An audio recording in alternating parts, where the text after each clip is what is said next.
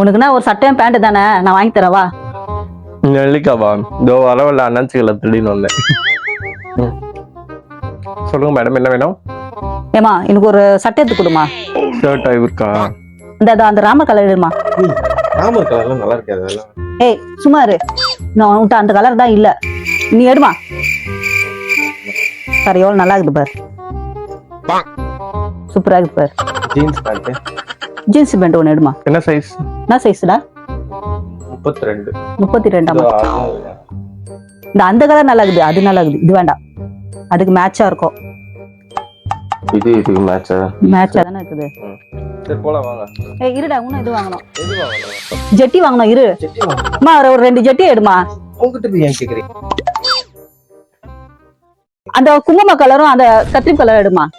கத்திரி கலர். நீ வீட்டுக்கு போறோம் போங்க. ஏய் இருடா.